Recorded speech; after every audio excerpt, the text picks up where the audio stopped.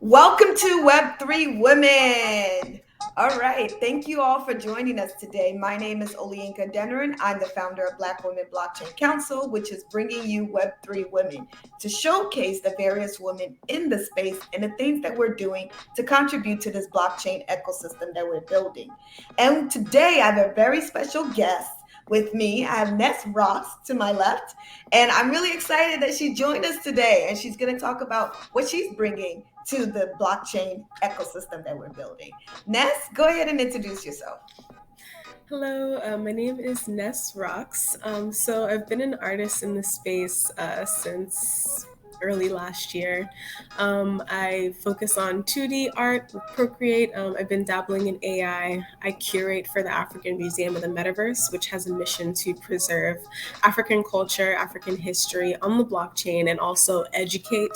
It's a multi metaverse museum. And then I'm also one of the artists on the MetaKnyght's project. Yes. Yes.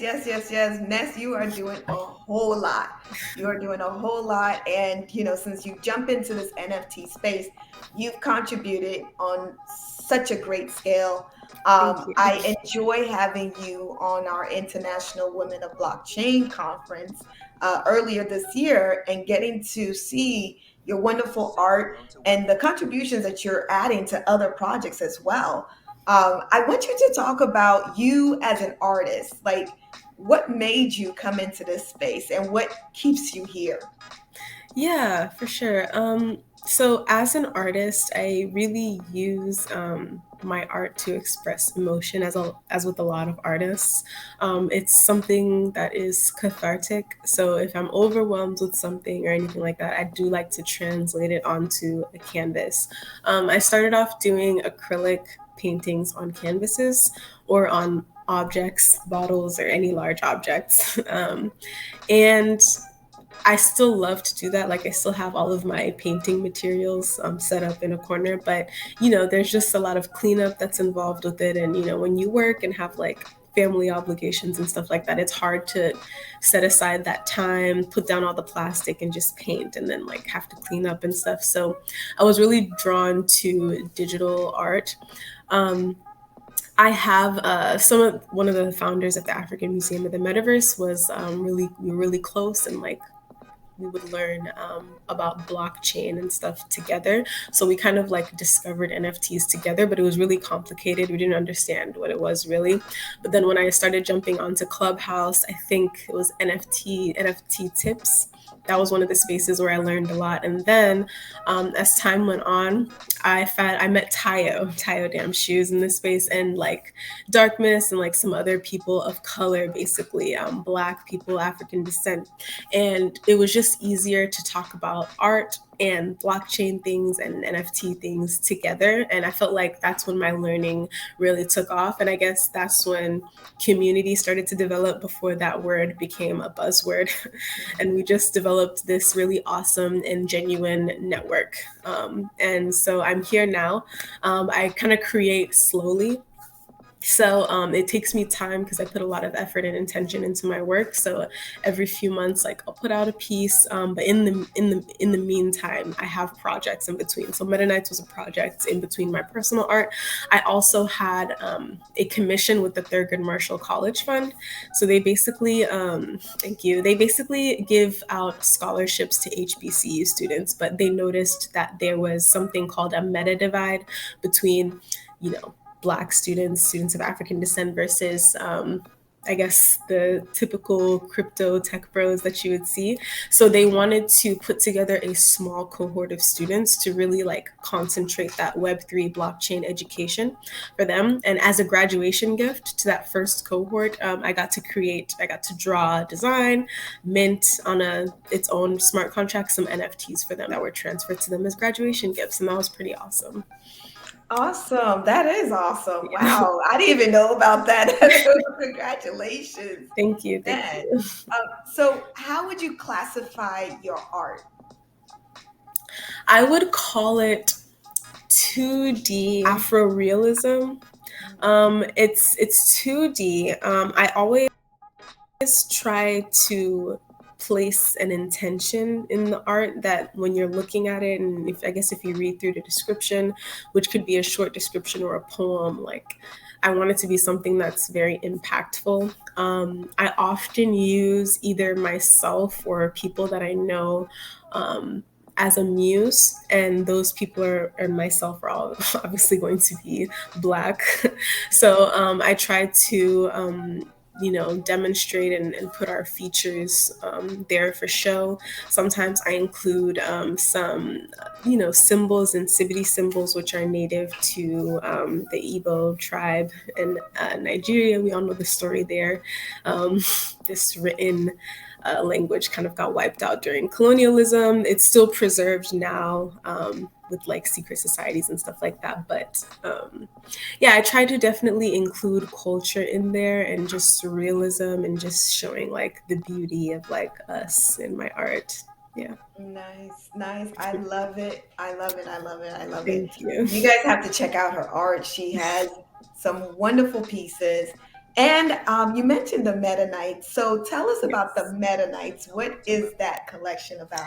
Yeah, the MetaKnights is a pretty heavy collection. So there's the NFT and like comic component to it, but there's also like other components. So I'll just start off by saying there are 3 tiers. So we have there's a charity aspect. So that would be the Internet Foundation. And so they're basically a nonprofit, but they assist in drafting and lobbying for legislature that is for our own data privacy. So they assisted in drafting and lobbying for the COVID bill and I think the New York Privacy Act 2019.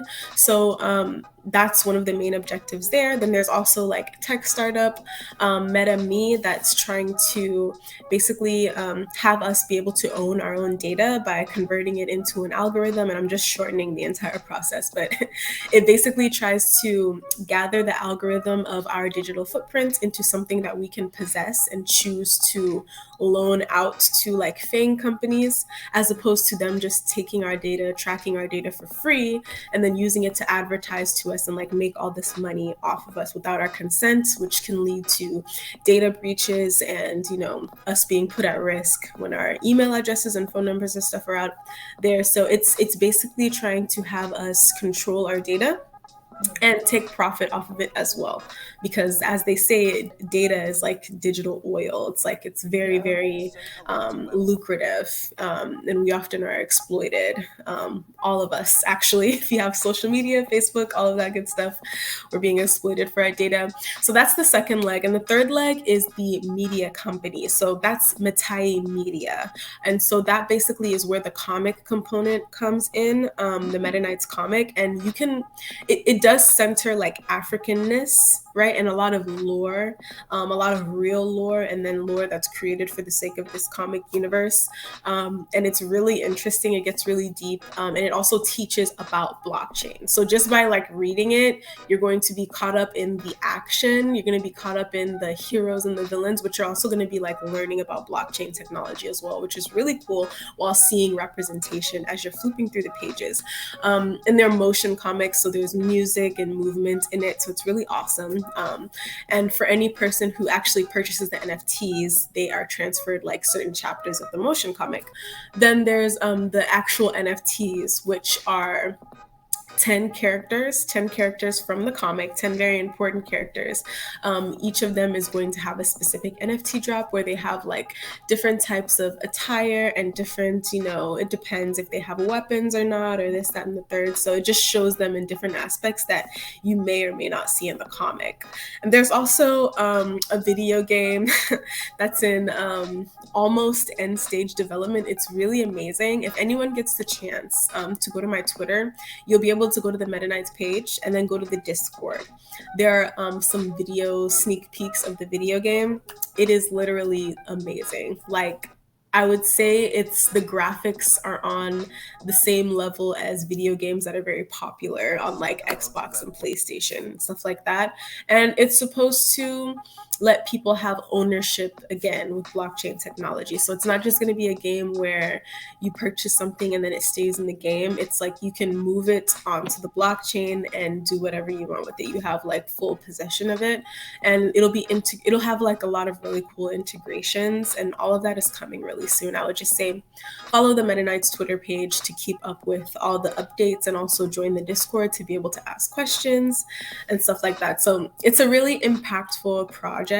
I'm happy to be a part of it.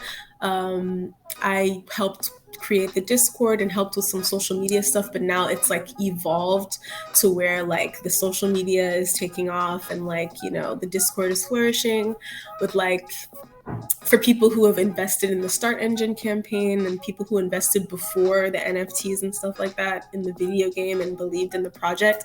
They have their own like secret channels where they get sneak peeks and things like that. So it's really cool. Yeah. Yeah, it sounds cool. Oh my God. There's so many different moving parts and so many different Yeah. components. It all stems from owning that NFT, right? Yes, yes. Wow. Wow, that is awesome. I know, as a collector, I have to full disclosure, I do collect MetaKnights. As a collector, I've been inundated with so many great airdrops when it comes to this collection. I've Yeah. got two comic books, and these are the first comic books that was actually minted onto the blockchain, came Yeah. from MetaKnights, right? Mhm. MetaMe came from, is it MetaMe or MetaKnight? Yeah, MetaKnights. Mm, MetaMe is the tech startup, like the data owning the data okay. component of it. But yeah, you can say MetaKnights or Metai Media, which is like, Okay.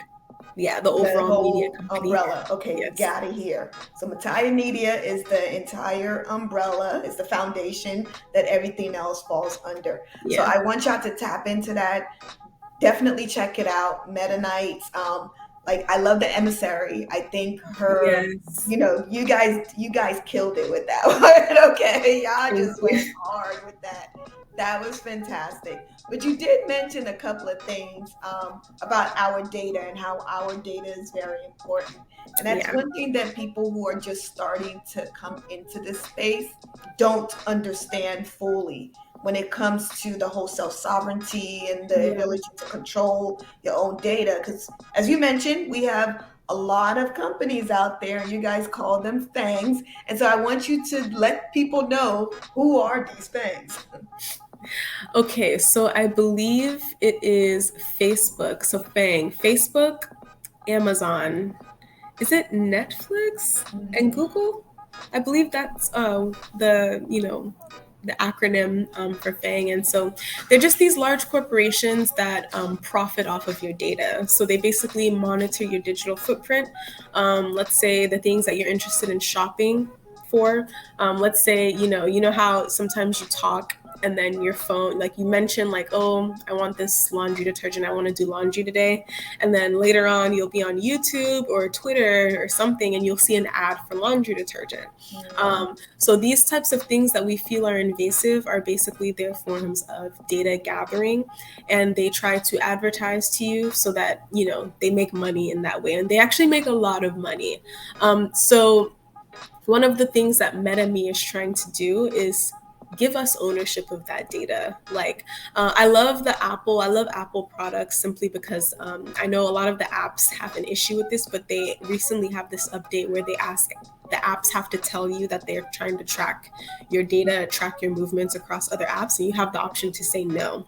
There was Mhm. like a really big uproar with that, but I was really happy with Apple for making that decision, because we don't have that choice with a lot of other apps that we, you know, use, Yeah. particularly like Facebook and Instagram and stuff like that. So with MetaMe, what they want to do is basically, so if you have a habit of going online and searching, you know, for certain types of restaurants or whatever, and then later on they want to give you an ad for restaurants in your city, like you have the option to like hold onto your digital footprint basically and choose to loan that out, and then also choose to be paid for that digital footprint because they're, you know, taking profit off of it. um, I think our data, it's just very important for us to monitor like how cookies are being used to clear your cache, whichever way you pronounce it, to monitor where you're putting in your information on certain sites. If you don't have to add your phone number or email address, you don't have to take on certain subscriptions and stuff like that, because data breaches can happen where you're a lot of places, a lot of, I guess, websites or institutions that take your email address and phone number, they end up selling it to other institutions. And even when you get like scam calls and stuff like that on your phone, when you answer the scam calls or when you respond to the scam text messages, they put you on this list of people who respond and sell it again. So our data is just constantly back and forth being used for profit. And oftentimes we're not a part of it. Sometimes it can be dangerous. Other times it's just, you know, Facebook trying to make money off of us. But either way, I think we should all be very mindful about how we navigate the internet. And I'll even say in the Web3 space as well, your data is still being monitored. There are people that are only in this space strictly for hacking. Mm-hmm. Things like social engineering, where people, especially on Discord, where people try to get to know you a little bit and then eventually try to get you to click on a link or eventually try to get you to send them something or things like that. We have to be very mindful of our own like cybersecurity measures that we can take and just be very secure, very guarded almost. And it seems interesting in a place where we value community so much that we need to be guarded against people, but there needs to be a balance. So It does. No, you said a whole lot of great information. Almost went into the tips section oh, there. yeah. We'll get to tips a little bit later, but no, these are valuable information that Nes is providing y'all right now. Data privacy is very important as our data is being exposed to so many different people all across the globe. And we have the likes of Facebook, who's like a trillionaire right now, simply because they are selling our data. They Yeah. don't make any profit, at least they didn't. And their most important profit is the data that people are providing them on all of their various platforms. Yeah. Even if you're not on Facebook, you're on Instagram, and that's data, you know, that it's going to them. You're on WhatsApp, that's data that's going to them. So they're purchasing these companies, and they're making boku money. Okay, so you want to be careful with your data. I love the fact that you brought that on. So now we got some hot topics for y'all. It's hot topics time. There's Yeah. something major that's happening in this space, and everybody's anticipating that September 15th, that this will drop. Ness, are you ready for the merge? I think I'm ready. I think I'm just gonna have to roll with the punches because I just see a lot of speculation as to what will happen. Some people want to know if your assets will disappear. Like if you have them on this or that, is there going to be like just like one new chain now, or is there going to be like an underground chain where you can continue to do things as they were? Some people are resistant to change, so I feel like I just have to roll with the punches here. There's always a lot of change happening, and yeah, I typically just go with the flow there and try to learn as I go and not be like a victim of misinformation. So yes.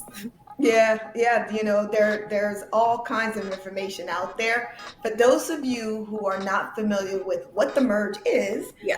the merge is actually the Ethereum blockchain moving from proof of work to proof of stake. And there's been a lot of hoopla about how proof of work, which uses a huge amount of computational power or energy in order to solve a puzzle so that we can validate pieces of the block. So, you know, they're moving from that process to proof of stake, which allows individuals to stake a certain amount of their Ethereum that they have in their possession in order to be part of the validators that will then come to a consensus for some of the transactions. So you know, it's very interesting how there's like fear factor going on in some places, and others are just like, I'm ready. There's a lot of anticipation, there's a lot of myth, but I guess we won't know what's what until after the 15th when it's rolled out and we finally get to realize it. But one of the stuff that I did hear is that it will not impact a lot of what we're doing. I think the merge itself, and the Ethereum Foundation, they're working hard behind the scene. They've been anticipating this for years now.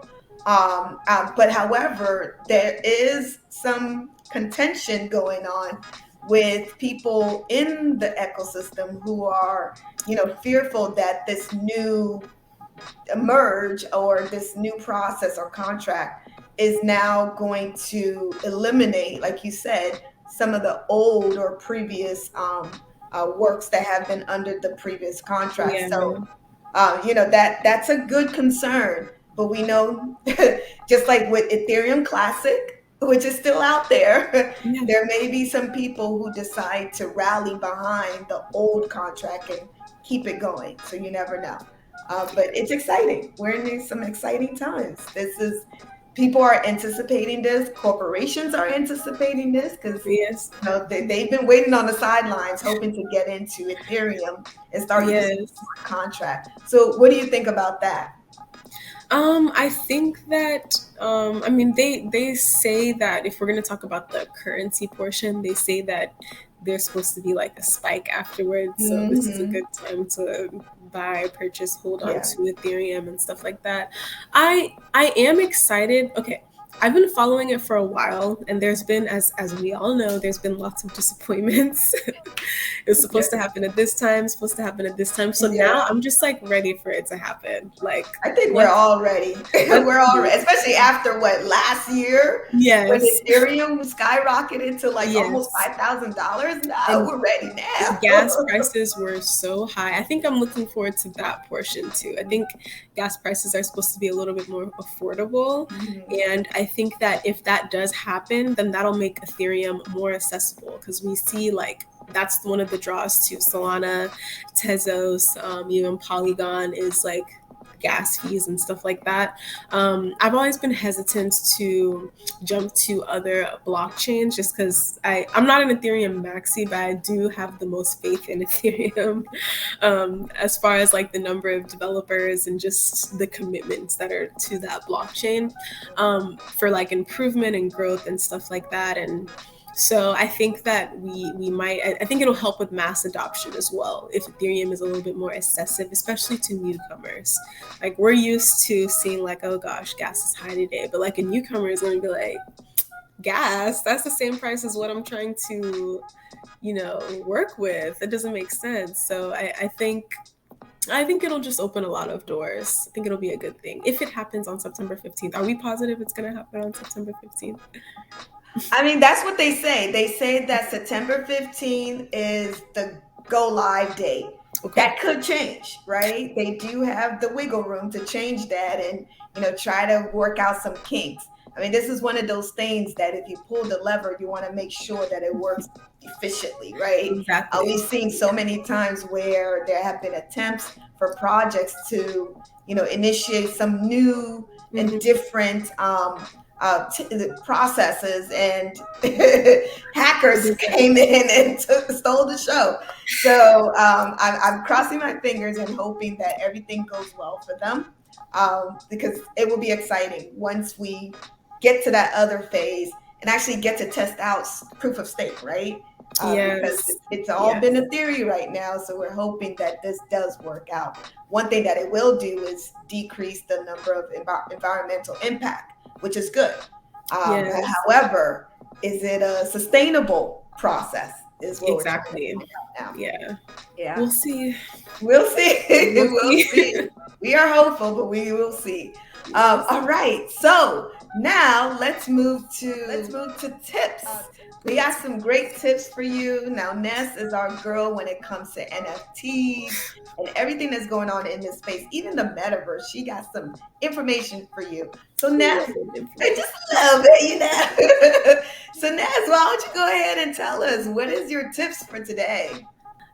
Despite there being a bear market, I still see a lot of people coming out with like projects and stuff like that. And I don't know if the dev aspect is getting better because devs are growing more and more knowledgeable every day. But I would definitely say if one has a project, I would say not to announce that, your drop date or anything like that until all the dev work is finished. So until mint site, 100% that it's good to go, until whatever blockchain you are, whatever marketplace you're on, like make sure you completely understand the rules. So like I understand, I was assisting with a project. I was assisting with like social media for a project that was dropping on Solana. And we were dropping with Magic Eden, but there were like a lot of stipulations as opposed to like the secondary market. So it's just understand all the stipulations of whatever marketplace you're on. Understand, whether you're going to be on your own smart contract or whether, you're going to be on the marketplace's smart contract with like thousands and thousands of other NFTs as well, and whether you're not in control of it. I would just definitely say those types of things, wrap that up. And then as we can go back to cybersecurity, I would just say trust no one, click on no links ever. So if you get to know, like one of the most common things, and this would be for people who maybe have that community manager role, or they're just very involved in a Discord or a project, and they have to answer questions. There are going to be some people who utilize social engineering, which is gaining your trust and scamming you. That's pretty much social engineering. So getting to know you, asking you questions, complimenting you, blah, blah, blah in your DMs, and then eventually being like, oh, I have some art. I would love for you to look at this art. And they send you a link to like a Google Drive or something, this, and the third. Don't ever click the link. If someone sends you a link, be uncomfortable. It's okay. You can either not click it and ignore it, sorry to say, or you can just tell them, send me a screenshot instead so I can just like look at it. There's nothing wrong with that. A lot of times in group chats, there's always a lot of links being sent out in group chats. And you want to trust these people and everything, but sometimes you just have to be a little bit skeptical. I would also recommend a website called VirusTotal, virustotal.com. And that's a really good website for you to scan links, and you can also scan files to see if they're malicious. You just like copy and paste a link in there or like upload a file in there, and it'll just like search it out to see if there's any malicious code. It runs it through like 30 to 40 channels. It's really cool. So I definitely use that. Even sometimes when I get like scam text messages, I'll like copy and paste it and I'll be like, yeah, I knew it was a scam text message, when it's like, I can see that this is malicious, and it's kind of sobering. So I'll definitely say that. And I would also say create art because you love to create art. And I would also say join this space to learn, not just to make profits or sales. Sometimes when you jump into the space having this mentality of I need to sell, sell, sell, you can get discouraged because a lot of times it's people like the term blue chip. They want to purchase art from someone who's kind of seen as established in this space or has been selling, has that longevity of like sales on the blockchain. So sometimes for newcomers or sometimes for people who've been in this space for a while and haven't made a lot of sales, that can be discouraging. But there are also other opportunities within this space. So that could be assisting with other projects, being an artist for other things, like what happened with me when I got a commission for the Thurgood Marshall College Fund. I was happy that they had, like, I was happy to offer to mint the NFTs for them as opposed to just creating the art, because there we go. Now that effort is like on the blockchain. It shows that I created those 12 pieces to be distributed out there. But when people are, I would say, searching for sales so much or desperate for sales or comparing themselves to other artists, sometimes you can miss those other opportunities for commissions. And sometimes that just happens from getting to know people, for tapping into certain projects and just being friendly in certain cases. So you still keep your guard up, but, you still get to know people too. Okay, cool. These are all fantastic tips. You went to cybersecurity, and you went into, what to expect as an artist in this space, Yeah. and a host of other tips that you had for people. So I'm glad that you covered like a range of tips for people, and you guys got some great tips. I hope you all wrote that down and you follow her advice, because that virus tool that she mentioned is a fantastic link to have. You always want to have that bookmark, okay, on every browser that you're on. And, just get in the habit of copying and pasting and checking, it will save you a host of headache in the long run. So, Nes, is there anything else that you want people to know? I would just say be happy. There's just a lot of stuff going on in the world. So sometimes if you need to zoom out or in just close social media or just not interact, like I think it's perfectly fine to take those breaks. If a lot of times your engagement on Twitter and how often you're there correlates to how much people interact with your art. Sometimes it's not good to just keep putting in and putting in and putting in more effort, especially if you're not satisfied somewhere with where you stand in the community. And this is just me being very transparent. So at that point, it's important to take a step back and understand, what is it that I personally love to do? I'm going to continue to do that and just move forward authentically and still be social, still like be open to opportunities. When people reach out to you, you can call them, like speak to them. You don't have to click any links or anything like that or join any Google Meet or anything like that, but you can like talk to people to see if like, you're on the same page about certain things. Still remain skeptical of links and possible areas where you might be taken advantage of. I would say always, this is another tip, always have a contract in place with anything that has to do with money, and make sure that once the contract is signed, it's not a living contract anymore. So I've seen like some people, of course, use DocuSign and stuff like that, but I've seen some contracts being signed with Google Docs, and then they stay as a Google Doc. Save it as a PDF once the contracts are done being signed. So I would definitely say that. And express everything. Like don't take on a project or a commission where you're not comfortable with the pay or the compensation. Make sure for the amount of work that you're doing, that you're going to be happy and satisfied with what you're doing before you even engage with it. Otherwise, it's going to feel like it's just draining. It's going to just, you're not going to be happy with what you've accomplished. So I think I strayed from the question that you were asking. No, you answered the question perfectly. I mean, you came back with some more tips. Yes. And I know they're going to be like, oh, yes, thank you, yes. So I'm glad that you were able to provide that. That's been fantastic. Now, we need to bid all of y'all adieu. But Nes, give us your contacts. How do people reach out to you if they want to talk to you? Sure. Twitter is going to be the best place to reach out to me. So if you want to find my Twitter page just to follow and see some of the projects that I've been doing and some of my art in my media tab, go to Twitter and search Nes_Rox, and that's NES_ROX, NES_ROX. So give me a follow. You'll see a link to the African Museum of the Metaverse, and we've been collecting some really amazing art from small artists and like heavy hitter artists and just preserving it. We have a museum in Crypto Voxels and Decentraland. Those are the first two metaverses, but we actually have several other metaverses, even other side as well. So we're going to have museums where you can teleport to each one and just behold African art. It's going to be really awesome. And then you can also see a link to MetaKnyt, and then you can also check out my art on OpenSea. I've been dabbling in some AI art, and I'm putting together some gifts and perks for my collectors. Awesome. I saw some of those AI art. They are fantastic. At first, when you gave us a sneak peek, I was like, wait, what is it? Right. You working on. They look fantastic. I can't wait for you to talk more about it and give us more insight.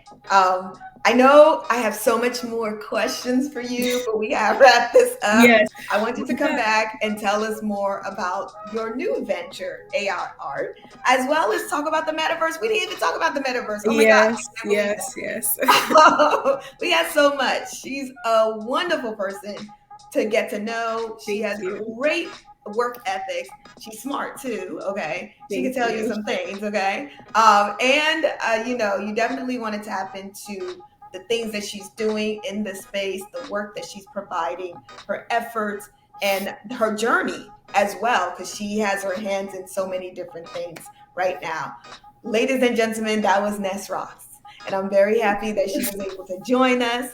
Make sure you subscribe. Subscribe because there's a host of other women who will come unto Web3 Women to introduce themselves, give their voices to the ecosystem, talk about hot topics, and give you some great tips just like Nes did. But till next time, make sure that you tap into the news and you watch our other segments.